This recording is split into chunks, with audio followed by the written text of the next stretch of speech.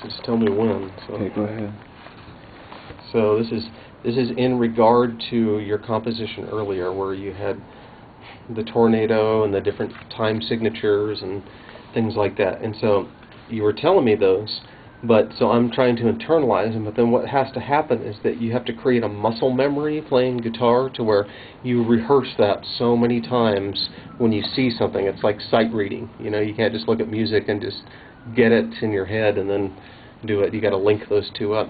And so when you were explaining it to me, it was hard because I hadn't ever done that. So I had to form the muscle memory of playing the guitar in order to do it. So with practice, that can be overcome, and then it can start to be more effective.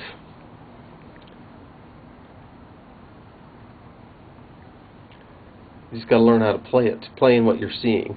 And so when you're explaining that to me, it's a visualization. So I'm actually looking at you doing this and the hand motions, and then so that's like reading. It's no different than reading music. It's just a different form. And so I'm essentially, you're flashing music in front of me like flashcards with me not doing the practice to know when I see that I do this with the fingers and shapes and sounds and everything like that. Have you ever played with flashcards for music? No, but when you're looking at music, but it's having to know, it's knowing the chords and the structures, and with yours, with the timing, 2 times, bump, bump, you turn it into a rhythm. Yeah, So, I'm very rhythmic, in my conceptual way. Yeah. Yeah, and like I'm just in other ways I'm like very defiant. And so it's just like a part of, I think, a defiance in that. I think that's my story. That's my story. Okay, we should get in, right? Yeah. I appreciate that. Yeah. So. Yeah. And did you have any questions? Yeah, I got a lot of questions here. No, I'd have to think about it. It's all new territory to me, so I don't know it well enough to even ask a question right now. I'd have to fiddle with it, form some questions. All right. Appreciate it. Yeah.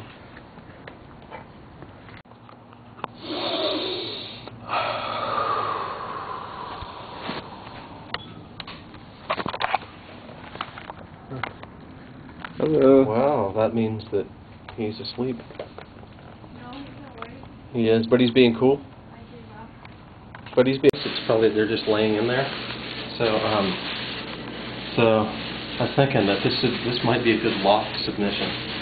So here's kind of the storyline I was thinking of. It's like we go with sort of the traditional memes of the loft, you know, like what people like, but we have kind of a twist on it. We're like hitmen that have never really pulled off one, and we go and we're ordered to go and hit the snowman, and the whole time we're driving over in your car, we're talking about like, yeah, the snowman. I'm so sick and tired of this. Remember that last guy we went to go hit?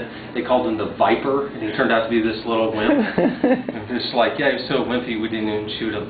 And it turns out like we never actually have pulled off a hit. We've never done it, you know. And then we show up here, and we knock at the door, and we're looking for the snowman. We're all threatening, and then Marta's like brings this guy out, and of course it's got to be high noon because he's going to melt. It's the whole deal. And we're like, oh fuck, he really is a snowman. Oh man, I can't shoot this guy. He's so cute, you know. But then we set him out there, and then we have the camera on him, and we proceed to just have background. You hear kind of little conversation, but I'll get my electric guitar, and you have your harmonicas, and we make this crazy soundtrack that just completely synergizes down to where he's just melting down into water, Puddle. you know, which probably won't take long, but if we had to time lapse it, we could, you know, to fit it into like 3 minutes or something, yeah. 3.5 minutes. There you go. And we could have a fully acceptable film that we could actually, what's that? The toilet rebate program? You know, think about it. Awesome. But, you know, we've been looking for a period of days where we don't need a toilet. We just haven't worked out.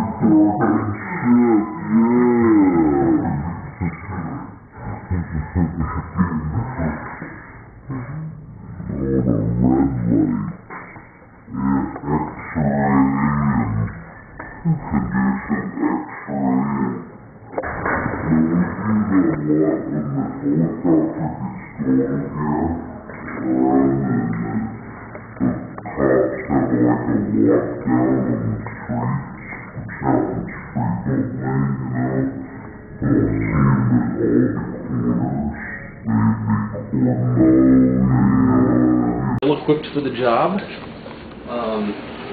because like everything, it's networking and who you know and the connections that you make, and he wasn't in Washington long enough. He wasn't like Truman or LBJ or Nixon, who they knew their way around the terrain. Obama was just so ill-equipped to go in there and do that. And then, he's also got 2 little kids. I'm not going to vote for anybody with kids anymore, because now I know. How much time would I really be able to devote? Let's listen to that, you know? And supposedly, you know, Michelle's got him home every night at 9 to read them bedtime stories, and that's all wonderful, but man, he's the president, you know?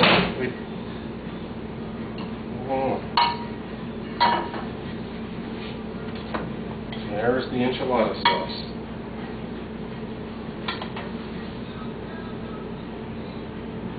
So you'd like layer it? Or you roll them. Roll them. Yeah. There's the style that's the flat, where you just stack them. That's kind of a lazy approach. Like a lasagna? Yeah. But you don't get the same effect with flat enchiladas. I just know that you don't. So here is where the assembly line comes into play, where it's... Let me get the queso over here.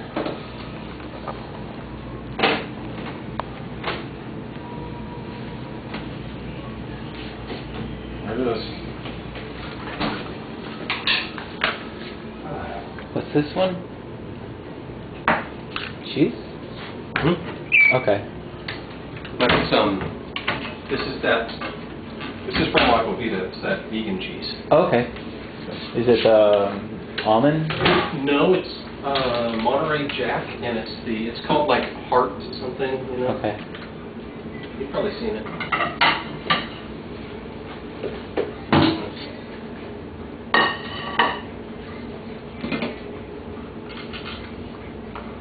And it's amazing. This is like one of the few vegan cheeses I've found that actually melts.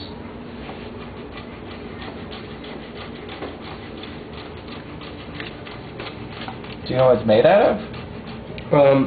You don't? Just tofu and shit. And Okay. just kinda, tapioca is one of the ingredients.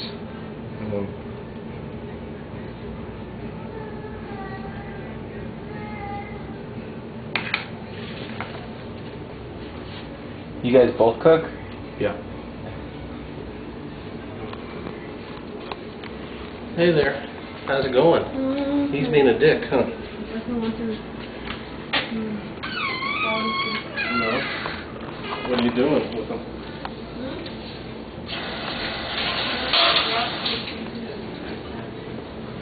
That's probably enough cheese. We don't need to overdo it.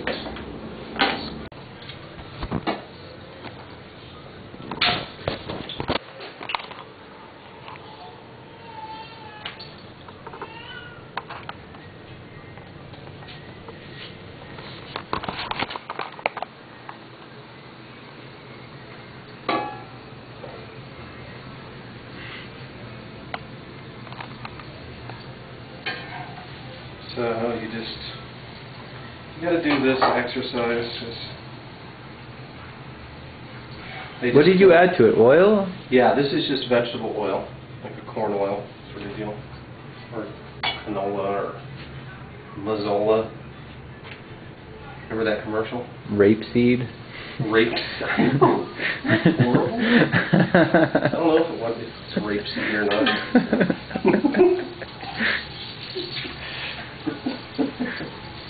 You don't eat cold cuts, do you? Any what? Cold cuts? Cold cuts? Yeah. No. Yeah. I was hearing like that they pump full of cold cuts full of stuff just to make it look nice, but it's like yeah. seriously bad for you. Oh, it's really bad. I was hearing like with a Mountain Dew, makes you lose your teeth, and Mountain Dew doesn't want people to know that how bad it makes you lose your teeth. Really? And so like in Appalachia, people give it to their infants at bedtime. What? Mountain Dew? It's amazing, huh? That's what I hear. Fortunately, I never liked it. I remember a truck showed up in 5th grade handing out Mountain Dew cans free at school. They just like, and here they're talking about the drug dealer. Yeah. I thought that the local drug dealer had a lot more ethics myself. He'd just be like, so. So unfortunately, I never liked Mountain Dew. I always thought it was disgusting. So I never drank it.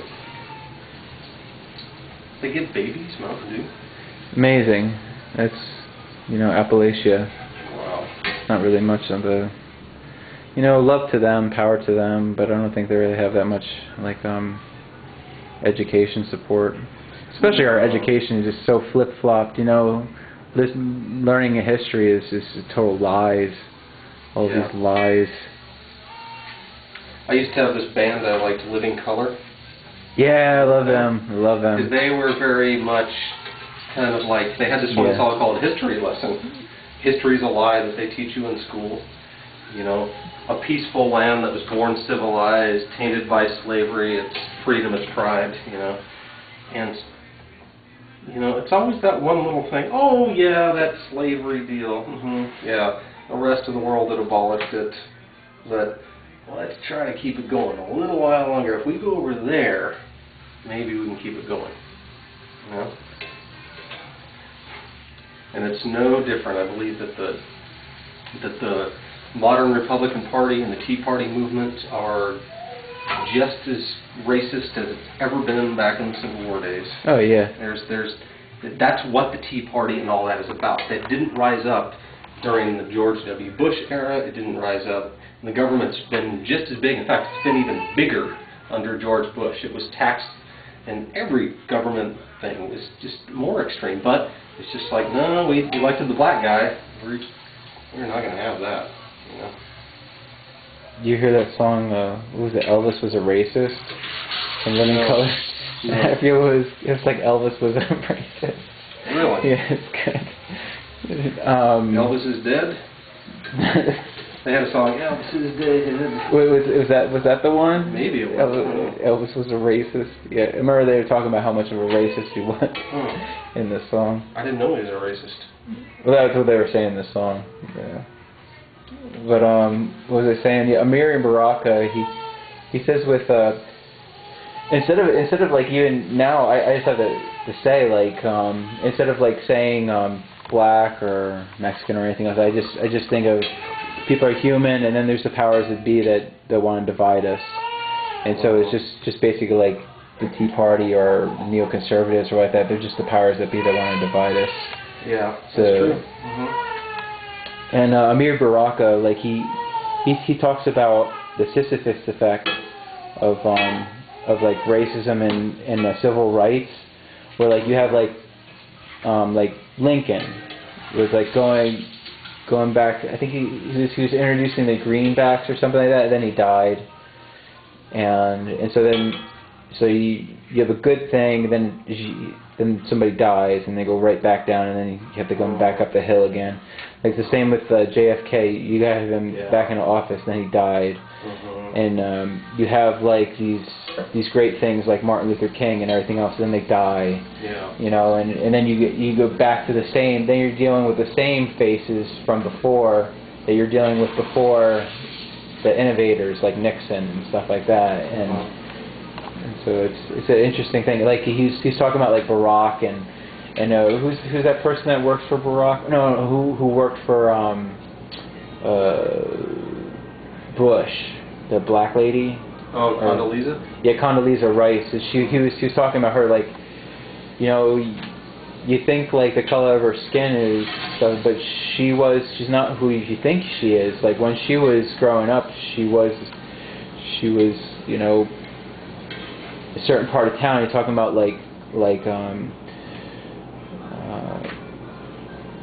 when she was talking about civil rights. Well, we got to eat in restaurants where I thought it's like it's not part of that. It's like it's civil rights.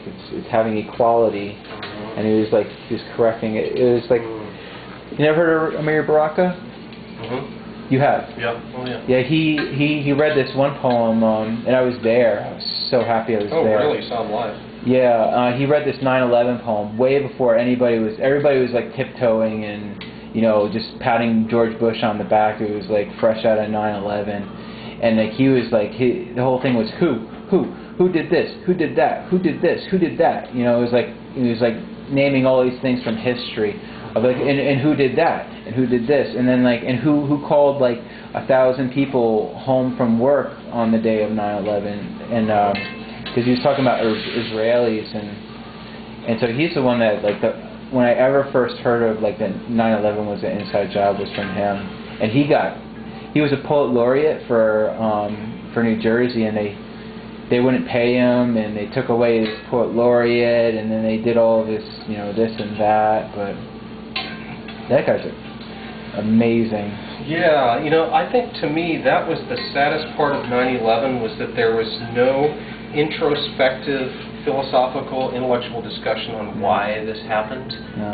That never ever occurred. It was just like Richard Gere was saying like, no, we shouldn't, and then everybody just booing him, and like I just saw crowds of booing, you know, him saying that.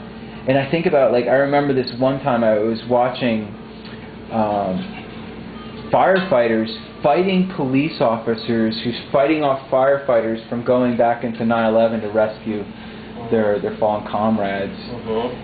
And now I look at it like why the policemen were doing that. They were ordered because there was no bodies, number one, and so it's no introspection. Well, there Nation of and they think that like that there's these golem-like creatures that are sitting there. No, what would possess somebody? We dump that in there.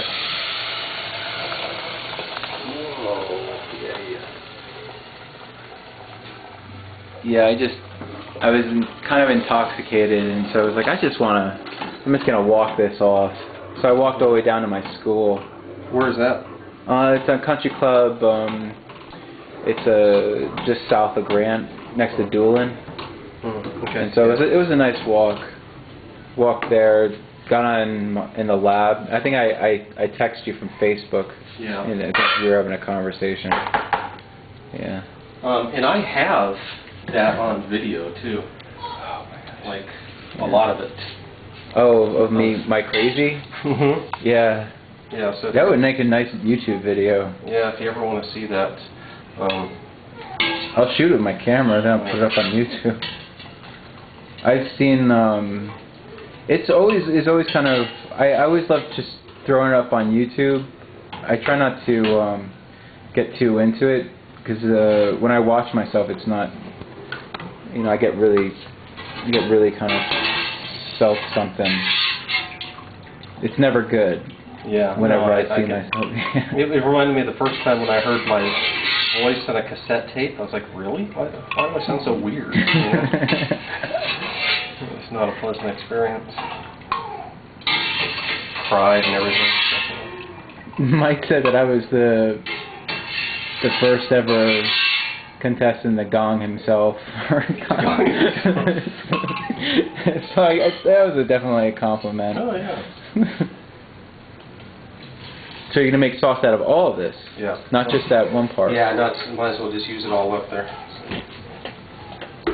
So, But you have to do just a little at a time because there's so many peppers. You can only fit so much in the blender.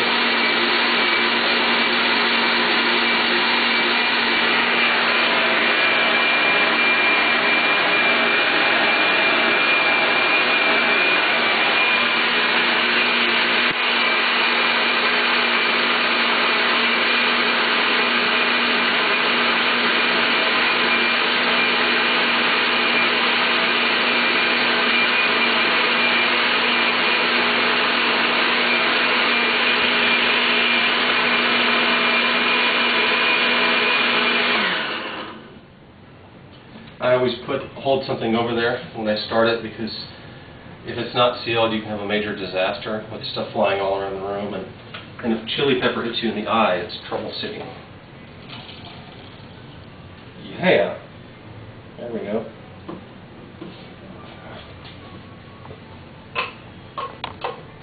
How long you lived in this house? Like Year? a year, 1 year. Why, does it seem like longer?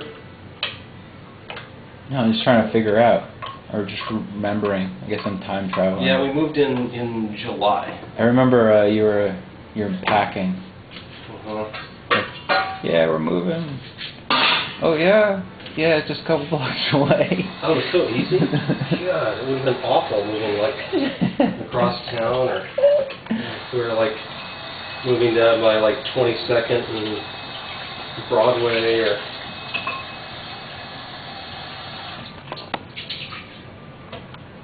But sometimes when you move farther, you're more organized. You get more packed up to where, we made like 100 small trips versus like 3 big ones. So some inefficiency associated there. Ooh, that's got a good thickness to it. So your family have dogs growing up? No, not really. My dad had a dog or two at times, but pretty much not a big dog family. Did you grow up with a mom? With a mom? Yeah. Uh-huh. Oh, they were divorced? Yeah, they were divorced when I was like 2. Huh. So. Kind of, what do they call it?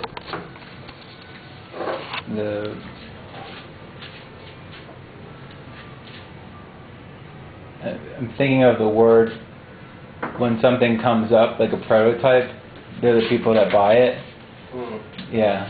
So it's kind of like your parents are kind of like the prototypes of that. Maybe. Oh, they're a little bit older than me, but not so much.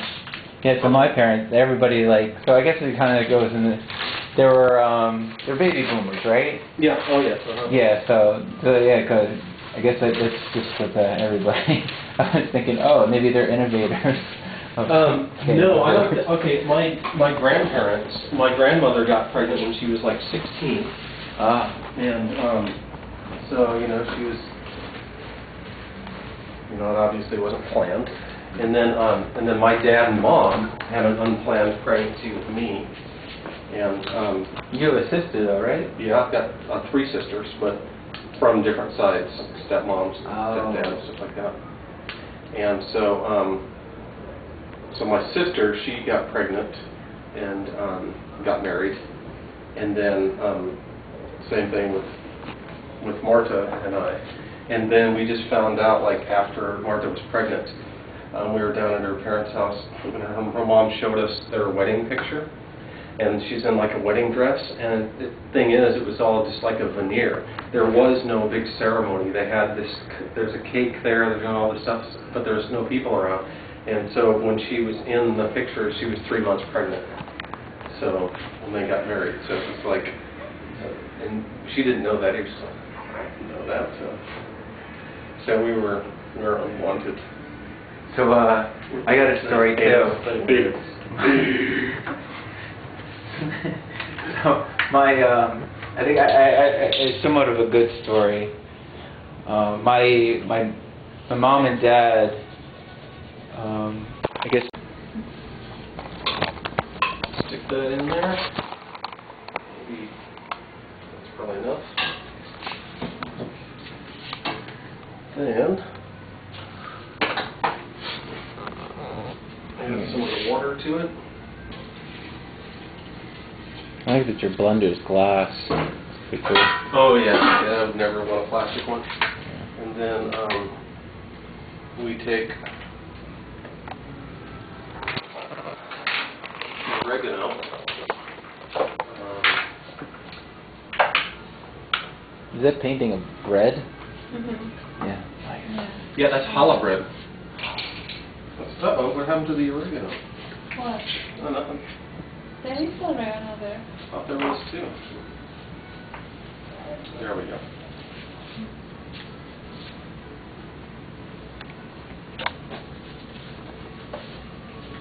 And you take this. And salt, maybe? Salt, okay. What kind? Okay. Well, it's as it gets all made into everything. So, we'll do this and put that on there. And then I always like to cover that because this stuff has a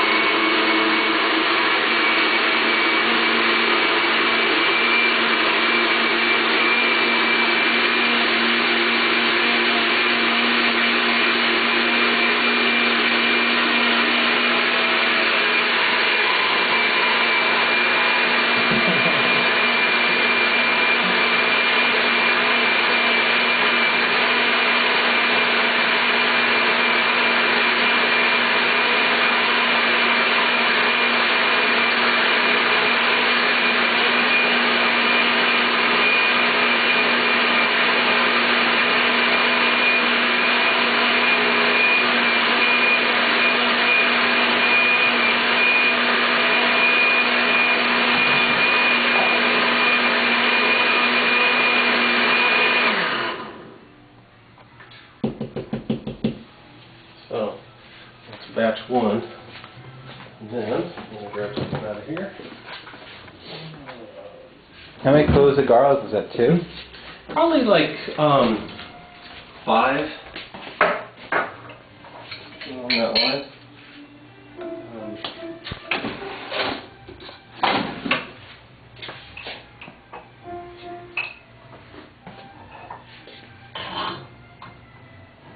What's that?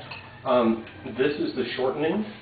What I'm going to do is make a roux, which is like I know roux the herb. I don't know a roux. roux is a French baking or cooking technique, which is all it is you take some sort of fat, whether it's olive oil, butter, Crisco, lard, whatever it is, yeah. and then you mix it with flour, and that's used as a thickener. So that's like the traditional thickening mechanism in France, and so that's how like chili sauce gets its thickness to it, is with the flour.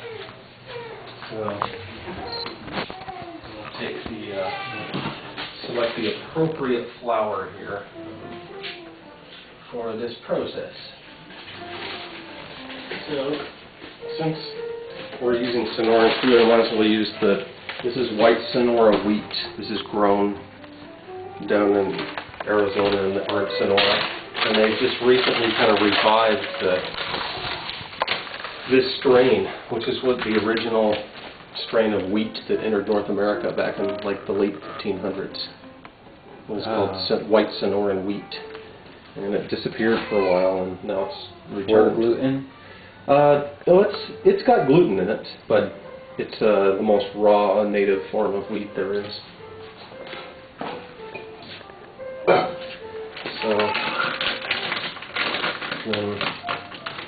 going on here is that this is melting. As soon as that gets good and melted, then I'll mix in the flour and see how the process works.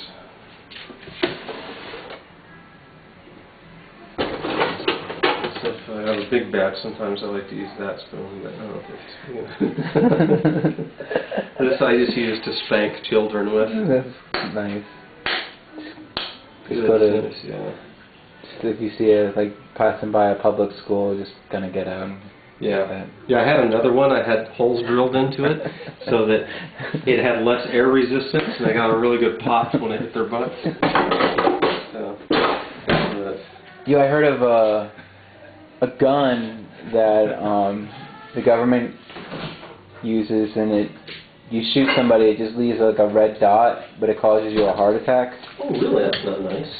Yeah, so then they don't know, like, people dying. There's so many people dying that are like, oh, it was a suicide, oh. And like, it's really coming up. Amazing. Well, you know, the whole invention of the M16 was, the intention was it was not meant to be a lethal weapon, not that it can't kill you. Uh-huh. You know, obviously it's going to kill people, but it's a small round, you know, it's a 22. Yeah. So it's meant to tumble and wound, because the theory is it takes 2 more people to carry off the battlefield, so you're removing 3 people off the battlefield. Ah. As opposed to just, if he's dead, oh, you just leave him, you know. Yeah. Come back later. So that was the whole intention of the M16. It reminds me of like that jargon for like the tasers, less lethal, less lethal weapon. Okay, here you can see this. The flour is, you don't want to get too much in there. You gotta get just the right amount. And then, of course, if it's a pan like this, I usually only use cast iron. I got some stainless steel, but I got these as a gift, these Teflon coated ones, so I just have to deal with it. But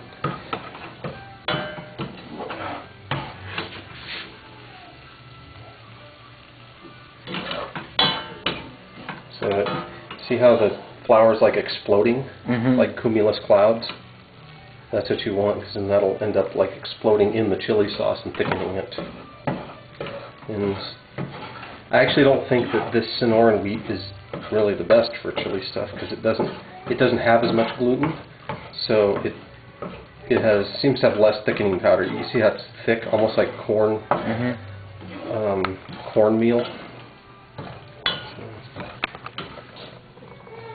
But you want to let it get good.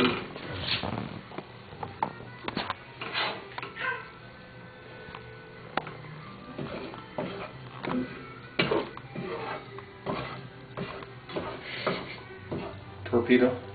Torpedo.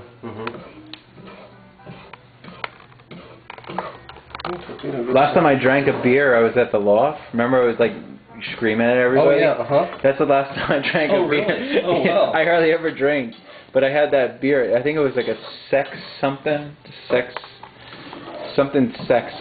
Huh. And it was nice, but yeah, that was the last time. Man, I don't really drink beer so much. That crowd was so evil that night. They were mean. They were like for everybody. Like in fact, that night they had to like actually. I think you left. I did. And then they had another incident where they were gonging, and it was like Max kind of broke the comedy routine. He's like, hey, you know, the rules here. You know, he got like really serious. Like, you know, we have to do that. So. I kind of like wanted.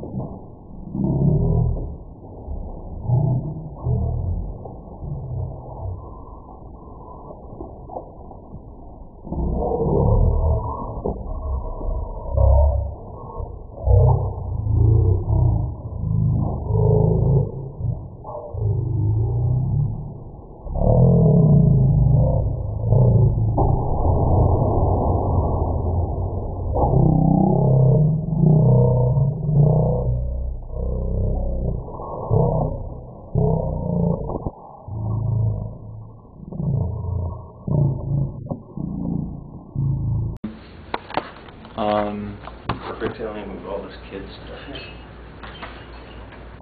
So we're going to use two signs right now. One is tornado and the other is infinity. Okay. So just infinity like this. Like a Mobius strip. What is that? The Mobius strip. Yeah, I don't. Have you seen those? No. You can make one with a strip of paper. It's like Oh yeah. it's continuous. Yeah, like the Mobius strip. Uh-huh. And so infinity means like just to improvise, Okay. and then let's say like that's a cutoff, Okay. dead or whatever. Move on to the next thing, and then so you go back to the tornado. So I'm going to do like a couple of different variations of tornado, then go to an infinity, then come back to a tornado, and then just cut it. Okay. Okay? All right, I'll try. Okay, so we're going to start off with, So that's just 2 notes each? this is tornado, Okay.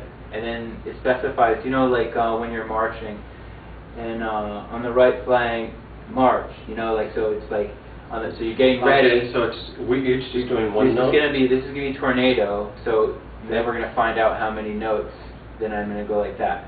Okay. So tornado, let's say 3. Okay. So go ahead. 3 notes?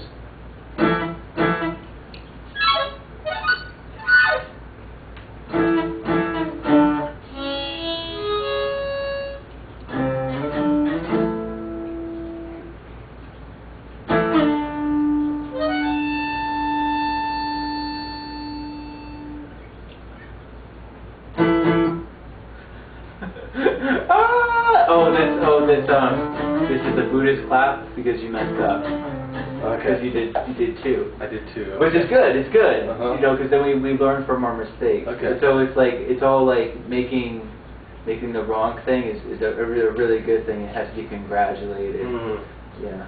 So let's start from the beginning. Okay. Okay.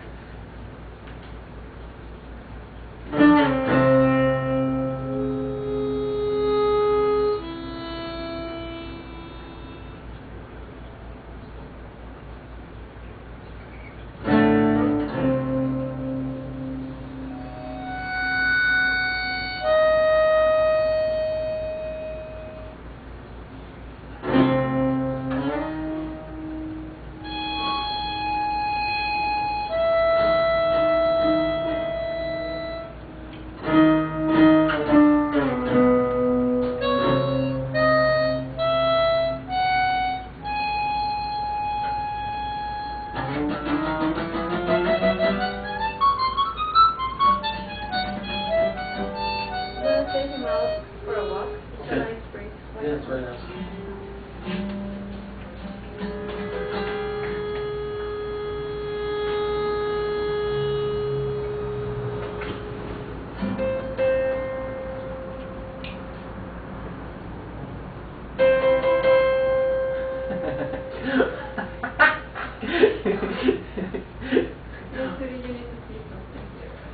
What is it?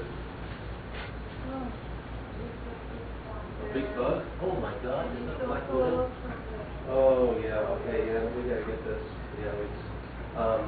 There's no compassion for black widows in the house now. So yeah, this is.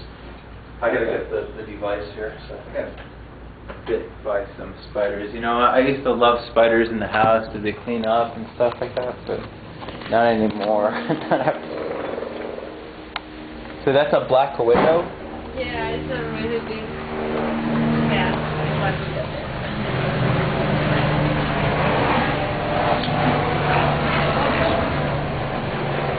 You have the video camera? Yeah. Okay, so here's what we're gonna do is like punch. Oh.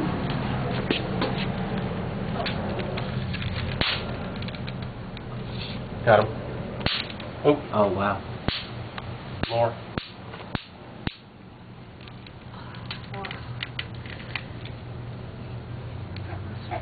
I think that pretty much got him.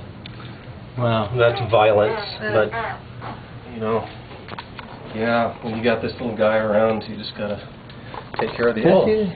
Yes. So, that guy's alive, Oh yeah, this is great. He's Apollo Verde beetle. Yeah. He's kindly. We like them. So here. I'm not. Take him. I'm not gonna touch him. He's gonna give me So up. like, so he's no, they won't bite at all. They look fierce, but they're harbingers of the monsoon. So they're wonderful little creatures here. He just wants, and they want to come here. So They don't bite. It said on the website that they bite. I don't know. I guess if you're holding them for too Yeah, long. I mean, if you stick your hand, Yeah. it's like picking up a sand shark and sticking your hand in it. But they're not going to attack you. I wonder if I have black widows in my house. Oh God, there's so many. But are they like really black? Or are they? Oh yeah. They're Jet black. They're jet black, so that's a black widow. Because these Yeah. ones I have, they're not jet black, but they have like that same. They have that same shape though, with like the longer, two longer legs, and then the shorter legs, and kind of. Well, no, these black widows all have 8 long legs. 8 long. Very long, spiky, Yeah. and they have a giant red hourglass shape on their Oh, belly. okay, so I Big don't fat have them. belly. So. I know I there's got. so many here. I got. Oh, we got another one. Fuck, man.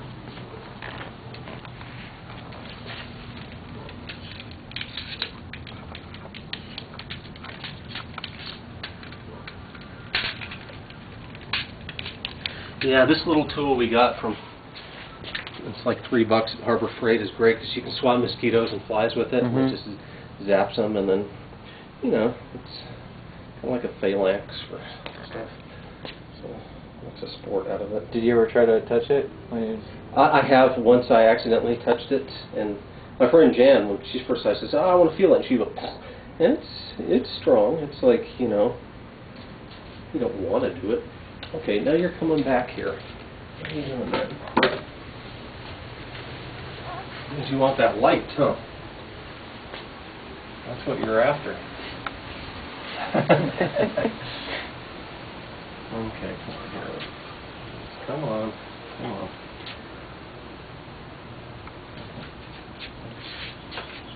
Just let me know where it goes. If he's It's on your other shoulder. It's coming up your neck, going inside your shirt. Okay, that's enough. I mean, like I said, it's, you know, they're kindly, they're not going to hurt you, but I want to push it, so. He's going to go deal with that snake now. It's just the body of the snake. I just put him there, and it scares the FedEx guy. Every time he comes, he's like, "I am always scared by your snake." That's how he talks. Oh well, it's not real. Oh no, it's not real. No, but you know, he can kind of look real. So. There's. Oh, he's going to fight. The beetle is going to fight him.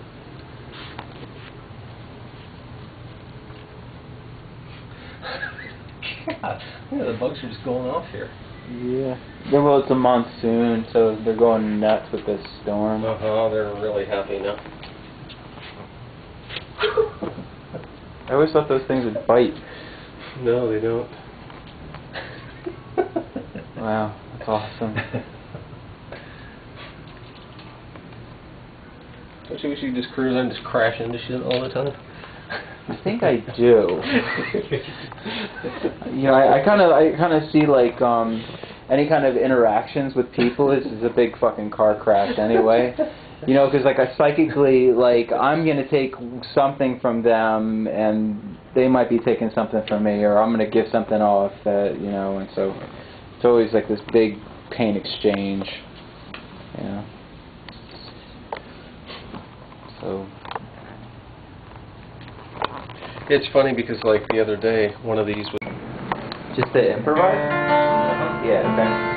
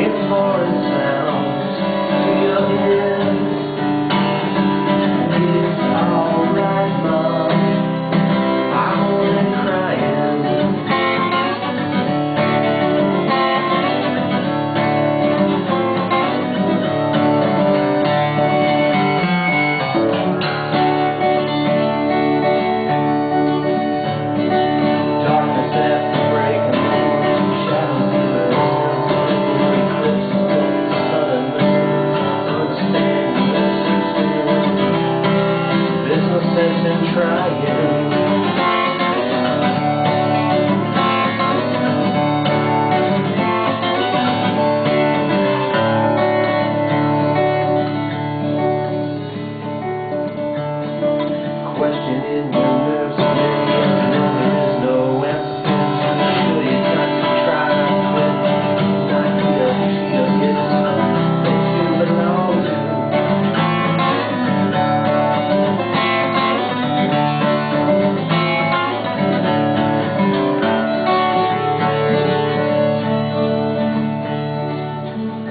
So don't fear if you hear if foreign sounds to your ears. It's alright, Mom, I'm only bleeding.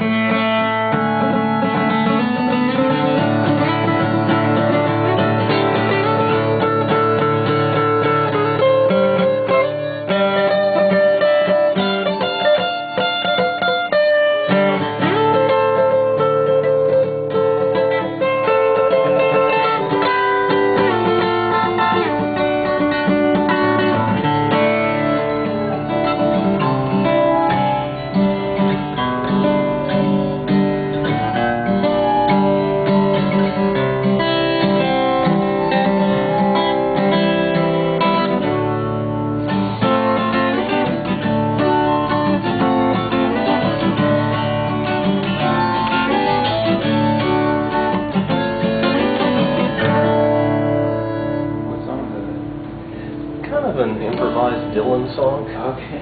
Have you heard that before? No. It's called It's Alright, Mom, I'm only Playing that and I was like breathing in the... Oh yeah, I know. It's awesome. Sorry about that. It's cool. Yeah. That's a nice old jam. Huh.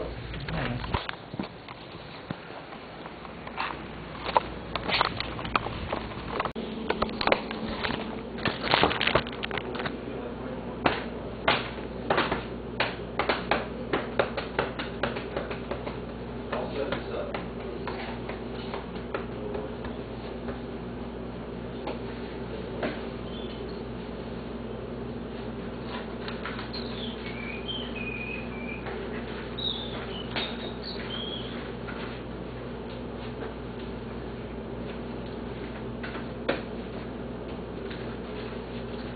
Funny grubby hands. I love this soap. It's like this coconut stuff, you know? We get it down in Mexico. Oh wow.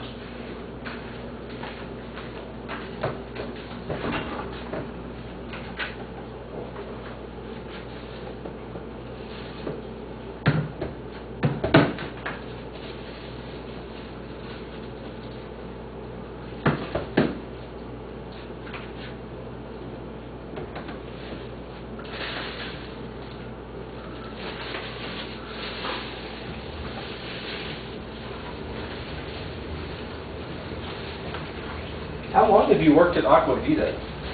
More than 5 years now, I Really? guess. Wow. Yeah. It's nice, just because for a while it was not nice. No? And you know, like it's kind of the whole safety thing always kind of annoys me. Safety? Yeah, I feel safe. What do you mean? So I never liked that. I never liked feeling safe with, like, you know, having this job or something like that. So because I always have, I kind of have to motivate myself in different ways. That's kind of how I don't like planning things. I'm never going to have a 5-year plan. I know. I never plan on retiring, and I don't have all these. I don't have any of that shit either, so, yeah. But and so like right now I'm planning a tour, planning a bike tour, but that's as far as it goes. So when people say, when, what are you trying to do? Like, no, you're losing the whole aspect of what I'm doing. Like, I have to keep myself motivated in some kind of way to keep going at what I'm doing. And so, like, just saying, like, I'm planning a tour, and so I'm going to do all these things because I'm planning a tour. Like, I'm dehydrating food, and I'm minimalizing things, and I'm taking my bike everywhere I go to, like, train and stuff like that.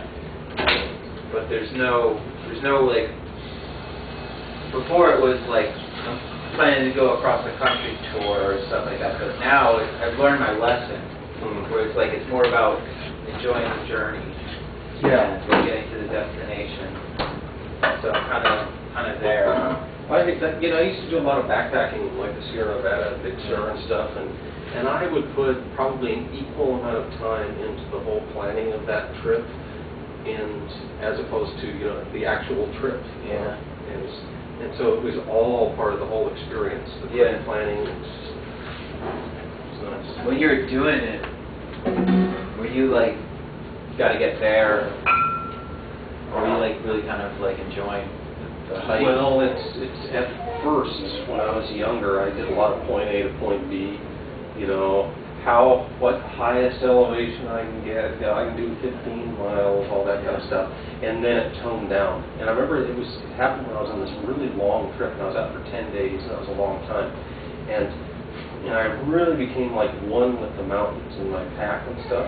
And I didn't carry a tent with me on that one.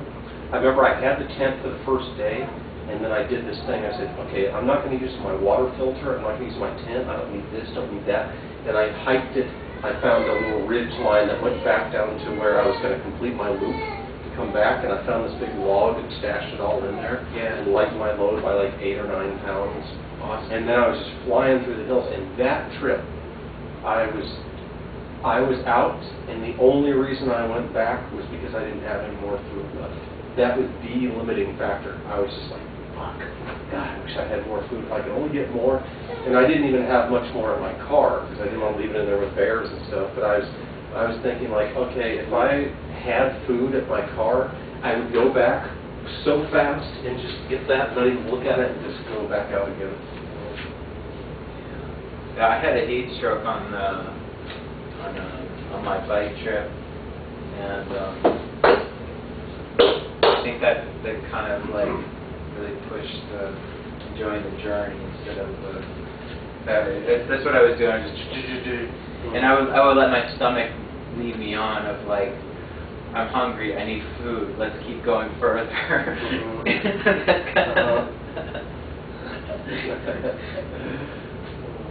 All right, look at this. So yes, we're gonna make some enchiladas. So I don't think I've ever made enchiladas. yeah, so we'll do that. So if you want to strip this chicken, would you be willing to do that? Yeah. Okay. Into just little pieces that would be suitable for putting in an enchilada, so chicken strip sort of things. And so With my bare hands? bare hands and knife, fork, whatever tools you need to do it with. It's fine. So, What would you recommend? I don't know. I kind of just tear it apart. With your just hands? You Yeah, don't use anything? I don't really use much unless you feel like you want to. Where do you want me to put it? Here? Yeah. And if you want a knife, there's knives here. So just this, maybe that'll help you kind of get in and get some stuff, but whatever you feel like, just strip it in chunks. And,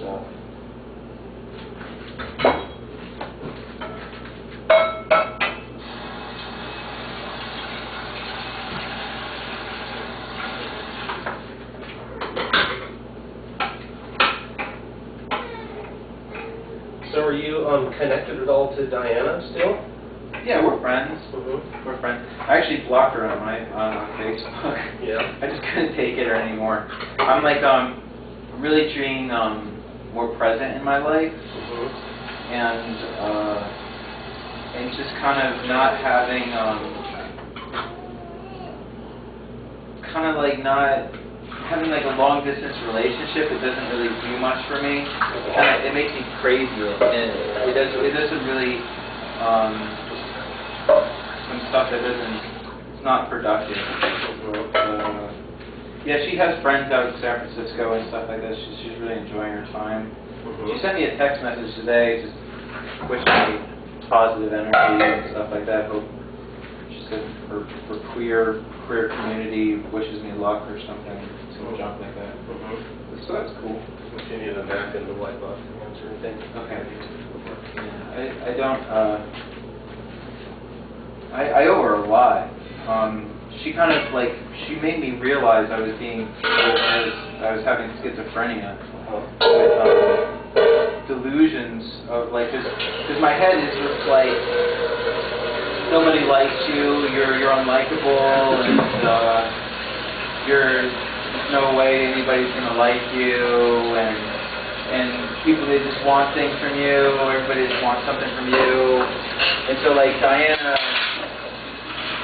when she finally came back, then my head was just going like totally off the charts of just like she's your enemy, you know, da da da da.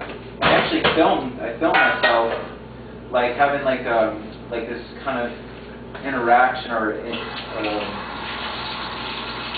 what is it?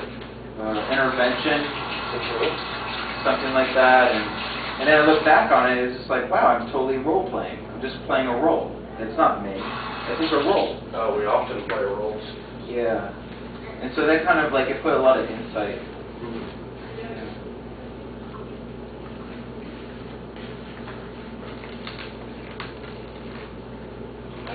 What level of spice do you like? Do you like spicy things? Yeah, I work for Indians, and they've really changed my whole mind around. Okay. With and I have some friends that are like really experimental. Yeah, I'm totally down with whatever. They seem like really nice people that own Aquavita. Yeah, they feed me, you know. Really? So nice. They give me food. I mean, I assume they're the owners of it. Mhm. Yeah, it's interesting. Like it's actually the son that's the owner, and so the dad works for the son. But Okay, is he kind of the tall guy? Yeah. Okay. Yeah, and but it's like he's like undercover. Like he doesn't want people to know that he's the owner. He wants like people to like, you know, think for themselves of like, and they usually pinpoint Mohan as being the owner, and you know, the people that are like not really, they just live in their stories. Yeah, that's true. Oh, that's interesting. I think I was having a problem with Diana, was that she was like, you got to go to a counselor, you got to do this, you got to do this, and so I did all of those things. But then I was like I can't talk to you right now. Like I was telling her, like I can't really talk to you, like because this is kind of just not working out with the whole long distance thing. And but then like when she wanted to talk, then I was like, okay, so let's talk. And I was like, yeah, so I'm doing good and everything else, but she wouldn't believe me because like she's like, and she has like all this other drama going on in San Francisco. So I was like, well, I did all those things that you were saying, and so I'm just I know what my truth is, and so I just can't really, you know, interact right now with this. Her new friend or whatever, her lover. I don't know how many lovers she has, but he had cancer for the second time. He's going for chemo, and then she has like that whole kind of struggle with, you know, helping nursing him and stuff like that, and so she's kind of playing this role thing going on, and my whole thing is it's kind of weird. I have if somebody's going for chemotherapy, I'm not going to tell them don't go for chemotherapy. But I am extremely against chemotherapy. There's absolutely no way I would do it. And but at the same time, I don't want to take away somebody's placebo effect or whatever, because if they think it's working, then it's actually well, at least they think it's working. So I think that does a lot.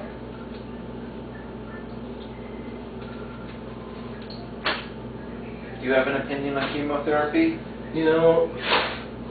I guess I couldn't have really an opinion until I entered that, unless I was involved. It's like I look at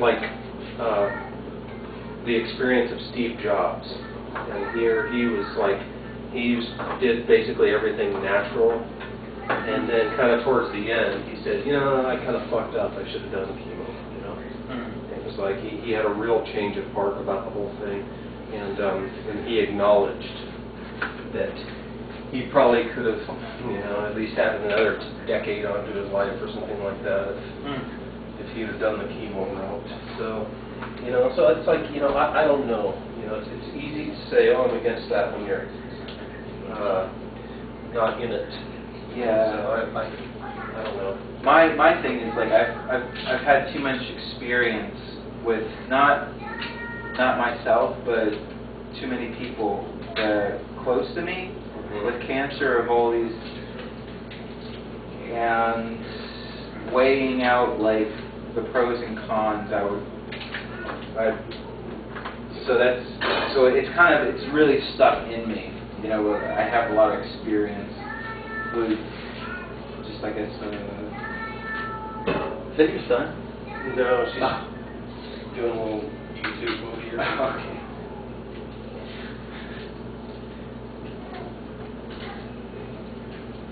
I don't hate though. I don't hate. It's just, I'm not going to go on a tangent either talking about chemo. Yeah, so love to empower to all of those who think they're weak or think they're powerless. So what I'm doing with these is I'm taking the chilies. I tore them off the ristra over there. Yeah. Which a lot of people think that those ristras are for decorations in Santa Fe, New Mexico and stuff. But no, they were made for a reason, traditional stuff. You're supposed to actually eat those chilies like we do. So we're making the chili sauce from scratch here. So yeah, that was all how the process goes.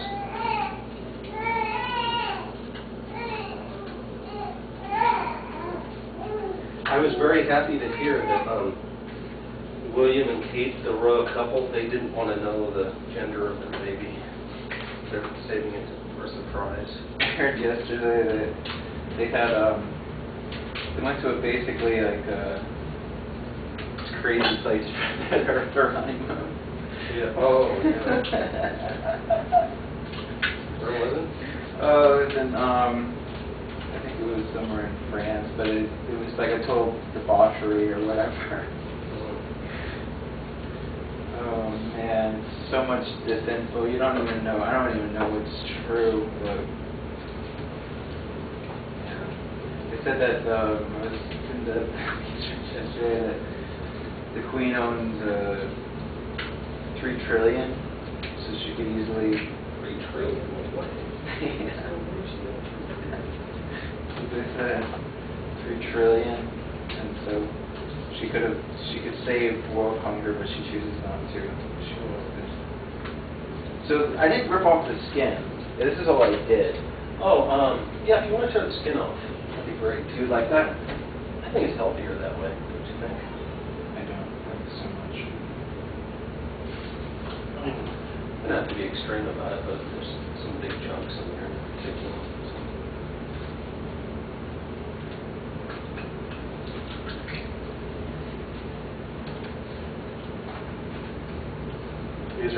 I'm using 2 different types of chilies. I'm using them hot and mild, and I'm blending them so that it's not too overpoweringly hot. one set of chilies I have are hatch New Mexico pie. And yet there's a Rio Sonora mild. Mexico and New Mexico. Old Mexico.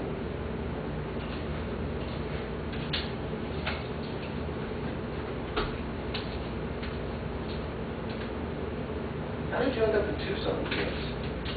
I hate New York City, Uh-huh. and I wanted to leave. Basically, I had What do you hate about New York City? what do I like about New York City? How about that? Well, What I like about New York City is John Zorn and his collective for the music, and so that's about it. but I mean, I know that's like a different way to look at what you like about New York, but I'm curious about just like what are like 3 things that repel you from New York? Okay, claustrophobia, attitude, Uh-huh. and just how isolated everybody is. You know, they're in their New York minute, and like, you know, they have their little conversations with each other, and they don't really want anybody else involved with their conversations. And it's a whole way about things. Also, it has nothing to do with New York City, but if I went to New York City, then my home would be like, oh, why don't you come home for the weekend? Why don't you come home for the weekend? And like, I kind of wanted another kind of Navy stint. I wanted to be far away. I understand the New York attitude thing. When I lived in Truth or Consequences, you know where that is? New Mexico? Yeah. Well, there was a mass migration of New Yorkers about 6-8 years ago. Help went there, moved there, and basically they kind of tried to New Yorkize it a little bit, and so I became good friends with a lot of them, and it was all great and everything, but to them there was no place in the world that was as good and groovy and cool as New York, and it was. Everything happened so fast. Like I would take them out to like the ranches to see the bison and stuff like that, but it always turned into this big rapid kind of museum event or something like that, and I felt like that it was very difficult for them to sit there and sort of observe an entire sunset, meaning that after the sun is set, the sunset is still going on. In fact, it reaches epic proportions, often, 15, 20 minutes afterwards. So that sun angle and all the light and everything. And so I just felt like I just kind of moved from activity to activity. And I don't know, it was just such, it was very, the word would be ethnocentric, this center of the universe. And everything else outside of New York was there for kind of their education as New Yorkers. I don't know, maybe I'm wrong, but it was definitely a different mindset. And then to go to school in New Jersey, there's no good schools. There's Rutgers, and I hate Rutgers. I have, from my friends, they've had all of these experiences that I've seen from my friends of like they just kind of they turned spoiled. They became disillusioned. They went and kind of like traumatized, and they just became different people, and all these horror stories of Rutgers. And I don't like the place where Rutgers is, and like how it's like just bad. I don't like the whole. I don't like the elitist thing too. Yeah, nobody does. Elitist. I was gonna say the exact same thing.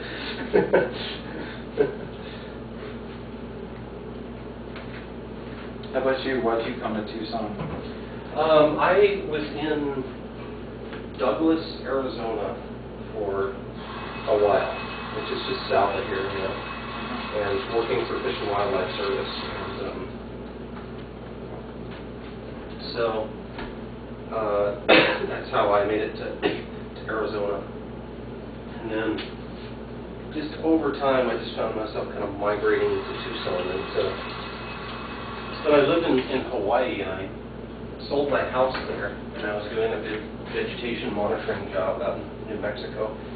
And so I was in Tucson. And in Hawaii, I felt very isolated. And you know, I had friends and stuff there, but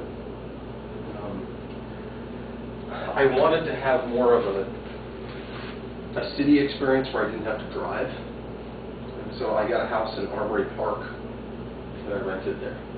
Armory Park. Here? Yeah, over on... Yeah, where they had the Occupy.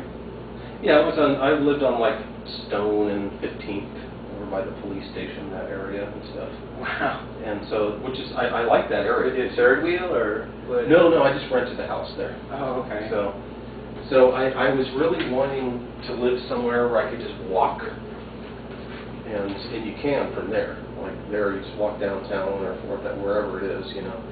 And because in Hawaii, everything is driving long distances, like you know, the 20-mile drive everywhere. And so I got tired of that rural kind of living. So, and I had a lot of friends here in Tucson too. Because I've been working around this area for 10 years or so. How does this look? Oh, it looks beautiful. Yeah. You just saying that? No, it looks good, yeah. Okay, so If you want to tear it down into bigger chunks into slightly smaller, because we're going to roll it all up into enchiladas. So just sort of visualize what's going to fit in rolled up in a tortilla like that. Okay. With chili sauce, and we'll put some cheese in there. It's going to be, yeah. Salivating. So. Oh yeah, I know how to eat some if you want. How do you say that word? Salivating? Yeah, salivating. Yeah.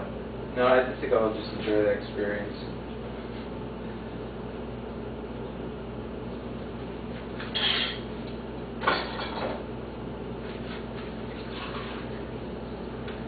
So I have to wear the gloves when I'm peeling the chilies because they're extremely hot and they permeate your hands. Like I'm talking for a long time. I think, stand by.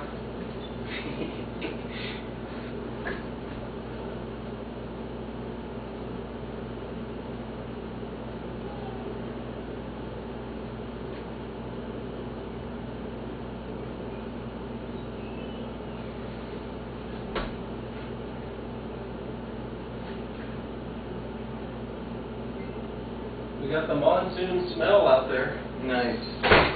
Beautiful. I was going to say, my sister lived in Tucson, and so I heard about her experience. And then people that went to Tucson, then I heard about their experience. And I love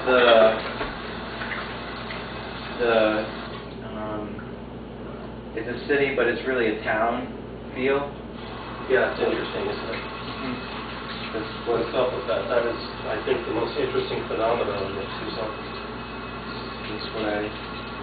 That's what I was down for. Like it kind of irritates me of like little town, little mine, Yeah. you know. But then like big city and just the whole pompous thing, like the elitist kind of. Yeah, and I have Diana wanted me to move up to San Francisco and stuff like that. And I think I'm really close-minded about that. I don't hate it. You don't like San Francisco? I don't like California.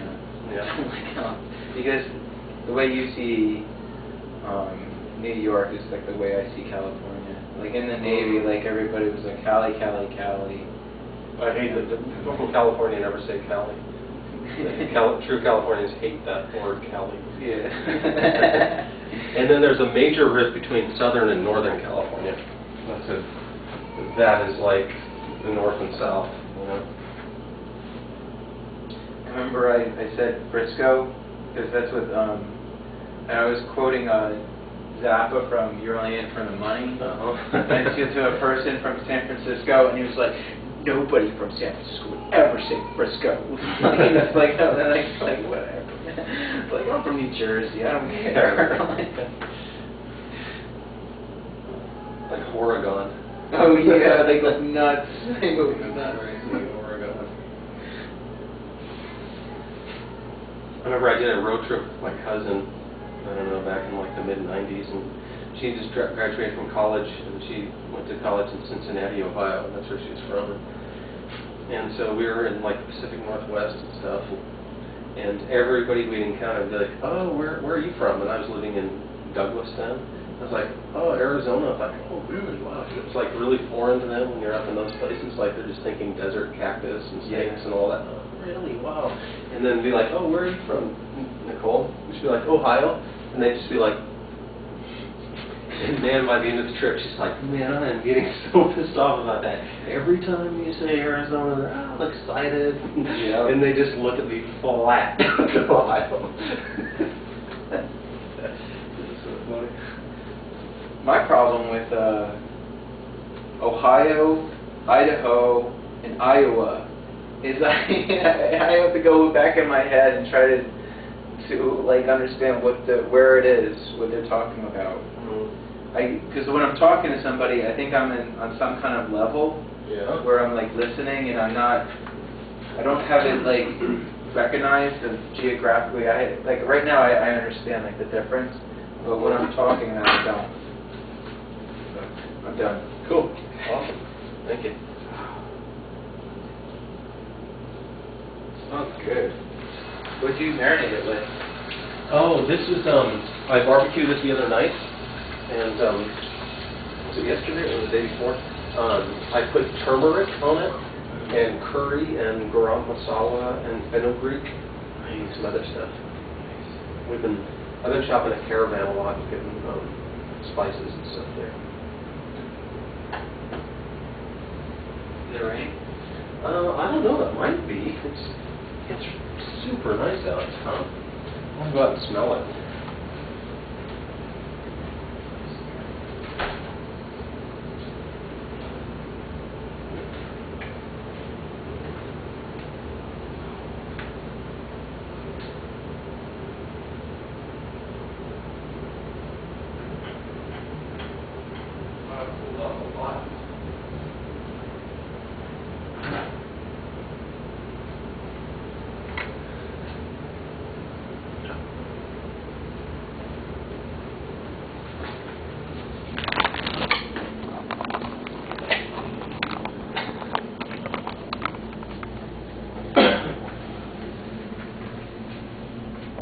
These are the chilies. So what you do is you take the chilies and you put them in just boiling water. You boil them for only about 5 minutes. Just basically bring them to a boil for a little bit.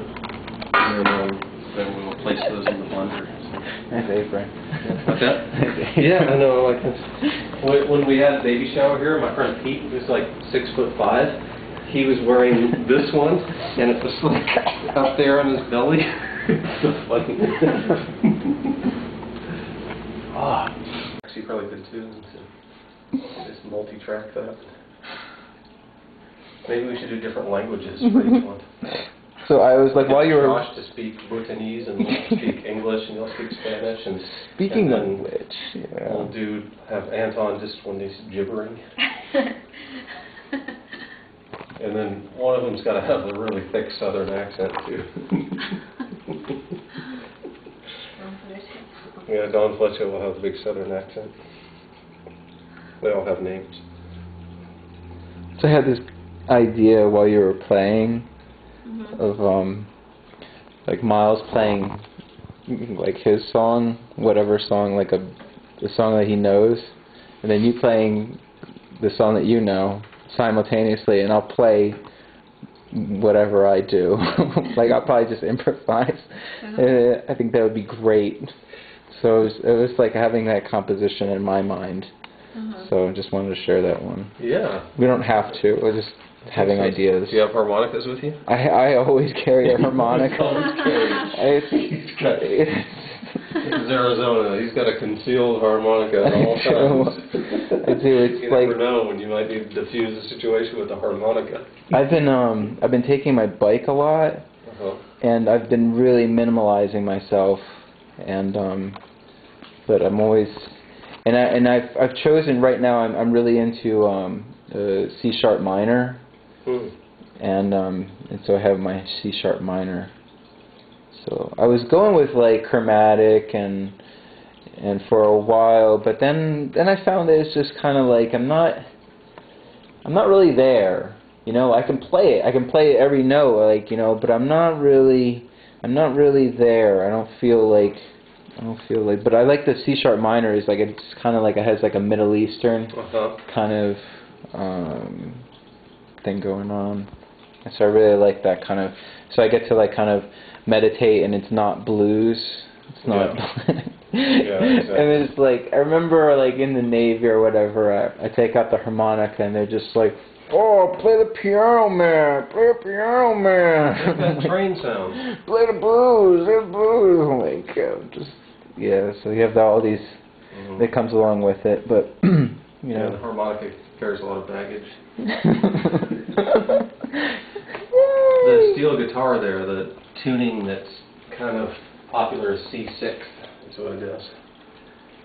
And so you kind of end up with Hawaiian or Hank Williams. And do you know the history of the lap steel? No. It came from Baja California, the vaqueros, the cowboys, in the 1800s. Why? And the reason why is because in prison, everything is highly segregated by race. Like the brothers don't mix with the white guys. Like you're not even like really supposed to talk. Yeah. It's not like Shawshank Redemption where Morgan Freeman and Tim Robbins are like friends. He's like, no. He's like, if you went over and hung out with them, you know, there'd be like a lot of fighting and stuff like that. So it's all segregated that way. But he said that the blacks are clearly black, have strong identity. He says among the Mexican gangs, there's the LA crowd, and then there's the norteños, which are guys who are from northern Mexico who've been busted here, and they just delineate themselves all along these lines. But they said that the whites are really scattered, and that the Aryan Brotherhood rose up in like the 70s as a result of being like the most persecuted in prison. So it was the only way they could get their shit together to have like a common group. But so it wasn't really founded on like, you know, outward racism. It was a prison bonding type of thing. Yeah, it's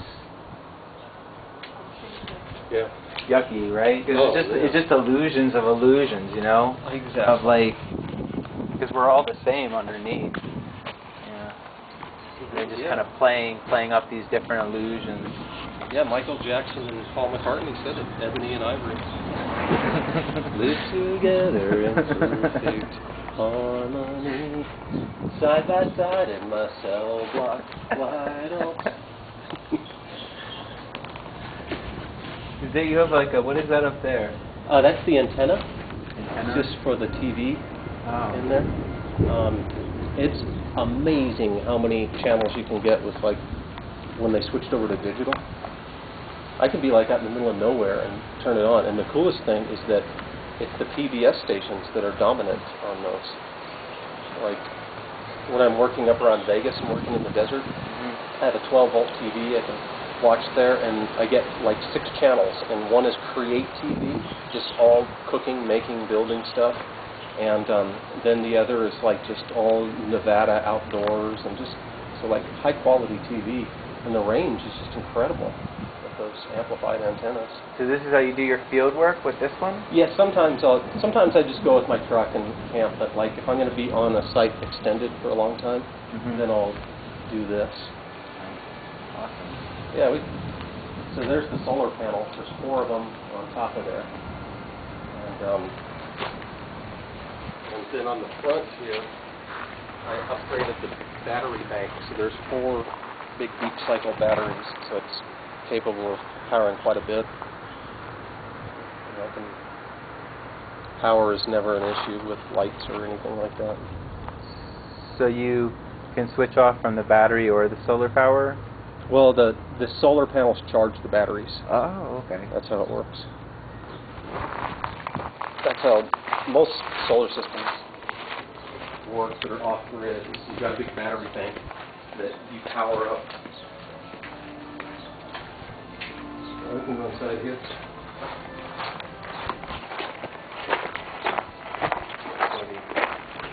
Hotter than fucking heaven.